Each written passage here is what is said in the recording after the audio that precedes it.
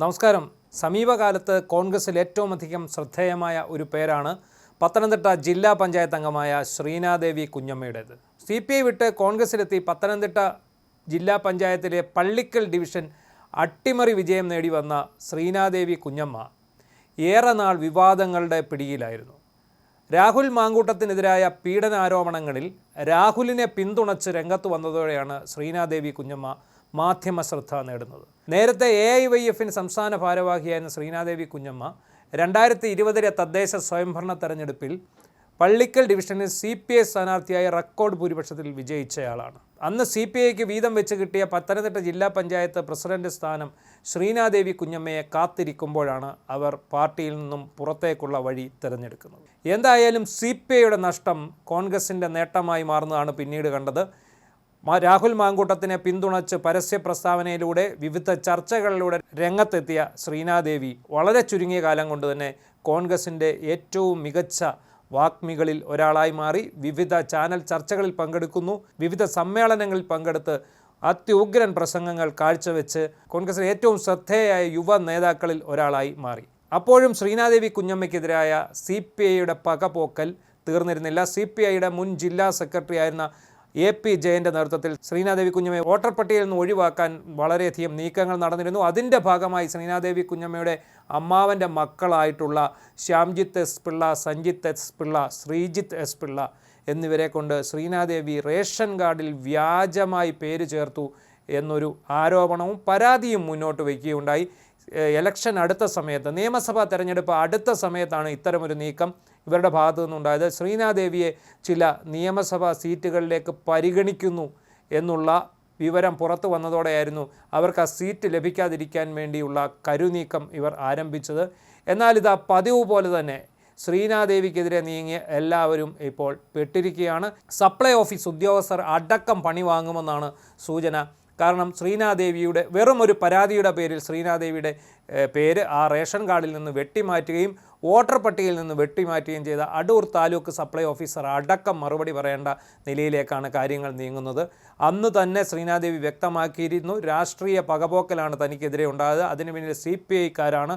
AP Jayan എന്ന് പറയുന്ന മുൻ ജില്ലാ സെക്രട്ടറി ആണെന്ന് ശക്തമായ പ്രസ്താവനയുമായി ശ്രീനാദേവി മുന്നോട്ട് വന്നിരുന്നു. അന്ന് ചില ചാനലുകളെയും കൂട്ടുപിടിച്ച് ഏറ്റവും കൂടുതൽ ആരോപണങ്ങൾ ശ്രീനാദേവിക്കെതിരെ ഉയർത്തിയിരുന്നു.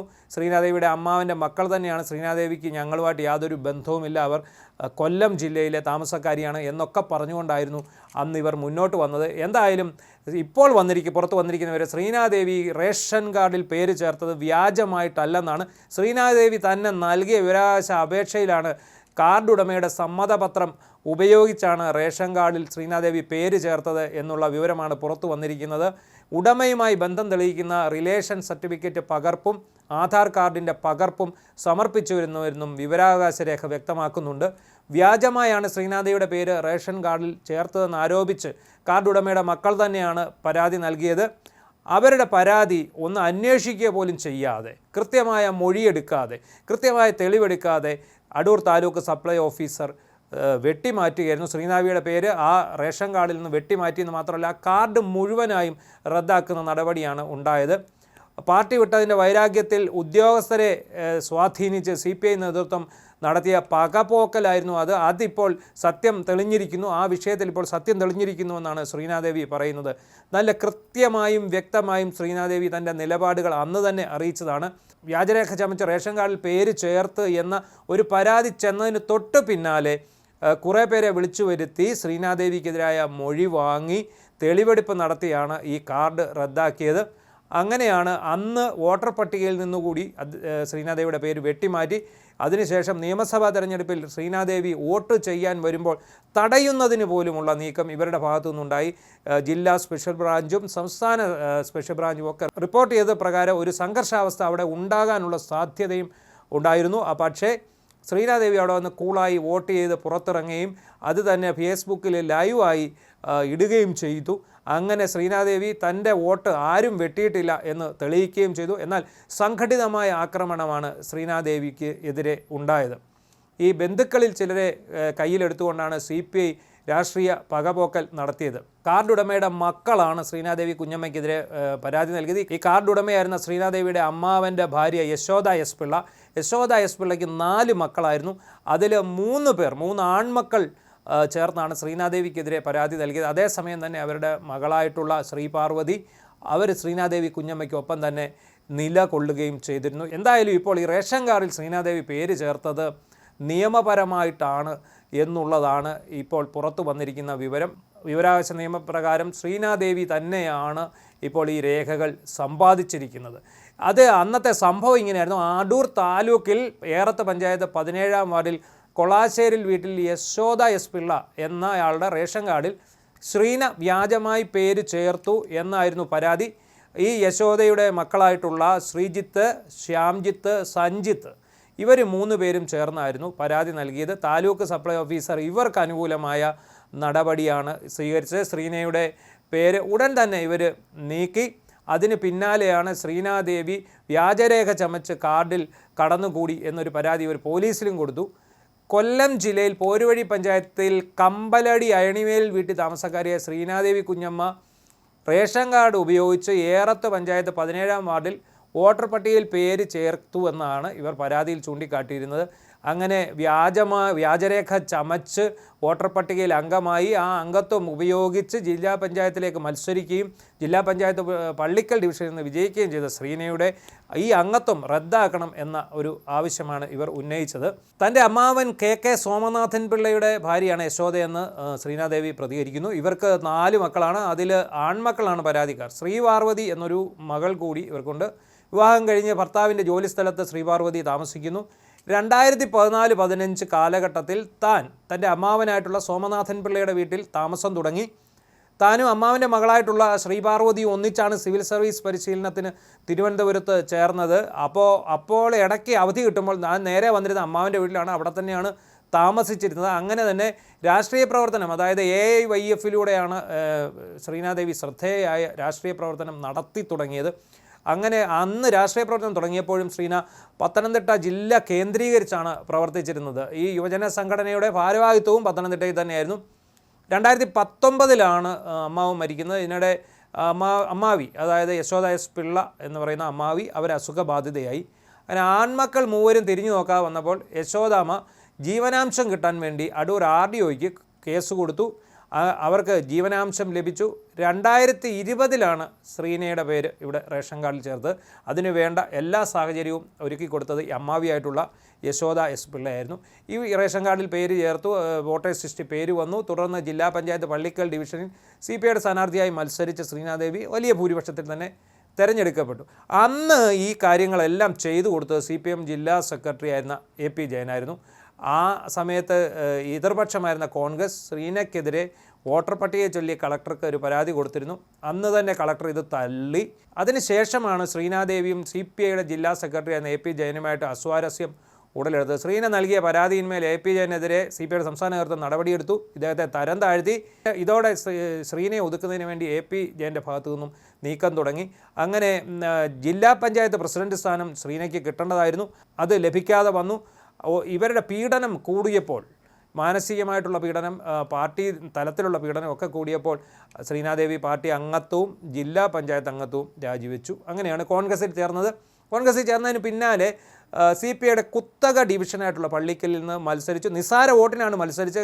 ഓർക്കണം, കഴിഞ്ഞ തെരഞ്ഞെടുപ്പിൽ 5000-ൽ പരം വോട്ടിന് ശ്രീനാദേവി വിജയിച്ച CPI സ്ഥാനാർത്ഥിയായിട്ട് വിജയിച്ച ഡിവിഷനിൽ 190-ൽ പരം വോട്ടുകൾക്കാണ് ഇക്കുറി വിജയിച്ചത്. അപ്പോൾ 2024 ഒക്ടോബർ 18-നാണ് ശ്രീനയുടെ അമ്മാവിയായ യശോദ എസ് പിള്ള മരണമടഞ്ഞത്. വളരെ രസകരമായ ഒരു കാര്യം, ഈ യശോദ എസ് പിള്ളയുടെ മക്കൾ ശ്രീനാദേവി വ്യാജരേഖ ചമച്ചു എന്ന് പറഞ്ഞ് നൽകിയ പരാതിയിൽ പറയുന്നത് 2024 സെപ്റ്റംബർ 18-ന് അവരുടെ അമ്മയായിട്ടുള്ള യശോദ എസ് പിള്ള മരിച്ചു എന്നുള്ളതാണ്. അപ്പോൾ ആ പരാതിയിൽ അവർ രേഖപ്പെടുത്തിയത് ഇങ്ങനെയാണ്. അവർക്ക് അമ്മ മരിച്ച മാസം പോലും അറിയാത്ത ആൾക്കാരാണ് ഇവർ എന്നാണ് ശ്രീനാദേവി ഇതിനെക്കുറിച്ച് പ്രതികരിക്കുന്നത്. ഇപ്പോൾ നിലവിൽ അവിടെയുള്ള വീടിൻ്റെയും വസ്തുവിൻ്റെ അവകാശം അവരുടെ 4 മക്കൾക്കായിട്ടാണ് നേരത്തെ വിധിച്ച് നൽകിയിരുന്നത്. യശോദാസ് പിള്ളയുടെ 4 മക്കൾക്ക്, അതായത് ഈ 3 ആൺമക്കൾക്കും മകളായ പാർവതിക്കും വേണ്ടിയാണ് നൽകിയിരുന്നത്. അതിൽ പാർവതി തൻ്റെ വിഹിതം, ഈ 4 പേരുടെ വിഹിതത്തിൽ തനിക്ക് കിട്ടിയ വിഹിതം, കുടുംബസ്വത്തിൽ ഒരു ഭാഗം ശ്രീനാദേവിയുടെ പേരിലേക്ക് എഴുതി കൊടുത്തിരിക്കുകയാണ്. അതോടെ ആ വീടിന് ശ്രീനാദേവിക്കും അവകാശമായി. ഈ വിവരം അറിഞ്ഞതിന് പിന്നാലെയാണ് തനിക്കെതിരെ കൂട്ടർ നീക്കം തുടങ്ങിയതെന്നാണ് ശ്രീനാദേവി പറഞ്ഞത്. CPI നേതാക്കളാണ് ഇതിന് പിന്നിലെന്ന് ശ്രീനാദേവി ആവർത്തിച്ച് പറയുന്നുണ്ട്. ഈ പരാതി ലഭിച്ചതിന് പിന്നാലെ താലൂക്ക് സപ്ലൈ ഓഫീസർ ഹിയറിങ്ങിന് വിളിച്ചു. ശ്രീനയും അവരെ അനുകൂലിക്കുന്ന സാക്ഷികളും ഹാജരായി. അവർ തെളിവുകളും മൊഴികളും ഒക്കെ നൽകി. ആ വാർഡിൽ, ആ പഞ്ചായത്ത്, ശ്രീനാദേവി താമസിക്കുന്ന ഏറാത്ത് പഞ്ചായത്തിലെ ആ വാർഡിൽ അവിടുത്തെ മുൻ പഞ്ചായത്ത് അംഗം അടക്കം താൻ അവിടെ സ്ഥിരതാമസക്കാരിയാണെന്ന് സാക്ഷ്യപ്പെടുത്തിയിട്ട് പോലും ഇതെല്ലാം തള്ളിക്കൊണ്ടാണ് CPIക്കാർ കൊണ്ടുവന്ന 2 സാക്ഷികളുടെ മൊഴി അനുസരിച്ച് ശ്രീനാദേവിക്കെതിരെ വ്യാജരേഖ ചമച്ചു എന്ന് കണ്ടെത്തി താലൂക്ക് സപ്ലൈ ഓഫീസർ അവരുടെ പേര് റേഷൻ കാർഡിൽ നിന്ന് വെട്ടുന്നതും ആ റേഷൻ കാർഡ് തന്നെ റദ്ദാക്കുകയും ചെയ്തത്. അതിനുശേഷമാണ് അവരുടെ പേര് വോട്ടർ പട്ടികയിൽ നിന്ന് വെട്ടിയത്. പക്ഷേ ഇതെല്ലാം ഇപ്പോൾ തിരിച്ചടിക്കുന്ന അവസ്ഥയിലേക്കാണ് കാര്യങ്ങൾ പോകുന്നത്. കൃത്യമായ രേഖ താലൂക്ക് സപ്ലൈ ഓഫീസിൽ ഉണ്ടായിരിക്കെ അത് മറച്ചു വെച്ചുകൊണ്ടാണ് ഒരു ഹിയറിങ് അല്ലെങ്കിൽ മൊഴിയെടുപ്പ് എന്നുള്ള പ്രഹസനം നടത്തി ശ്രീനാദേവിയുടെ വോട്ട് ഇവർ നിഷേധിക്കാൻ ശ്രമിച്ചത്. റേഷൻ കാർഡ് റദ്ദാക്കിയത്. CPI നേതാക്കളുടെ നിർദ്ദേശപ്രകാരം പ്രവർത്തിച്ച താലൂക്ക് സപ്ലൈ ഓഫീസറാണ് ഇപ്പോൾ ഇതിന് പണി വാങ്ങാൻ പോകുന്നത് എന്നാണ് ശ്രീന പറയുന്നത്. ഉദ്യോഗസ്ഥരെയാണ് ഇതിനകത്ത് ഒത്തുകളിച്ചത്. ഈ ഉദ്യോഗസ്ഥർ CPI നേതാക്കളുടെ വാക്ക് കേട്ടുകൊണ്ടാണ് ഇത് ചെയ്തത്. എന്തായാലും ശ്രീനാദേവിയിലെ പോരാളി ഒരിക്കൽ കൂടി സടകുടഞ്ഞെണീറ്റു. അതോടുകൂടി തനിക്കെതിരായ ഒരു വ്യാജ പ്രചരണം കൂടി ശ്രീനാദേവി പൊളിച്ചടുക്കിയിരിക്കുകയാണ്. കോൺഗ്രസ്സിലെ തന്നെ ഏറ്റവും മികച്ച യുവ നേതാക്കളിൽ ഒരാളായി മാറിയിരിക്കുന്ന ശ്രീനാദേവി, CPIയുടെ പല നേതാക്കളും ഇപ്പോൾ ആത്മകഥം പറയുന്നുണ്ട്, അല്ലെങ്കിൽ പരസ്പരം പറയുന്നുണ്ട്, നമ്മുടെ പാർട്ടിയിൽ ഏറ്റവും മികച്ച ഒരു നേതാവായി വളരേണ്ട ഒരു കുട്ടിയായിരുന്നു, അതിനെ മറുകണ്ഠം ചാഴിച്ച് കോൺഗ്രസ്സിൽ കൊണ്ട് വിട്ടുകൊടുത്തത് ഇവിടുത്തെ CPIയുടെ നേതാക്കൾ തന്നെയാണ്. കോൺഗ്രസ്സിൽ ശ്രീനാദേവിക്ക് വളരെ വിശാലമായ ഒരു പ്ലാറ്റ്ഫോമാണ് കിട്ടിയത്. കഴിഞ്ഞ തെരഞ്ഞെടുപ്പിൽ 80 മണ്ഡലങ്ങളിലോളമാണ് ശ്രീനാദേവിക്ക് പ്രസംഗിക്കേണ്ടി വന്നത്. ഓരോ മണ്ഡലത്തിൽ നിന്നും ശ്രീനാദേവിയെ സ്ഥാനാർത്ഥികൾ വിളിച്ച് വരുത്തി UDFിൻ്റെ സ്ഥാനാർത്ഥികൾക്ക് വേണ്ടി ശ്രീനാദേവി പ്രസംഗിച്ചു. വളരെ നന്നായിട്ട് പ്രസംഗിക്കാനും കാര്യങ്ങൾ വ്യക്തമായി പറയാനും കഴിയുന്ന ശ്രീനാദേവി പ്രസംഗത്തിലൂടെയാണ് എല്ലാവരെയും കയ്യിലെടുത്തത്. സോഷ്യൽ മീഡിയയിൽ തന്നെ വലിയൊരു താരമായി മാറിയിരിക്കുകയാണ് ഈ യുവതി.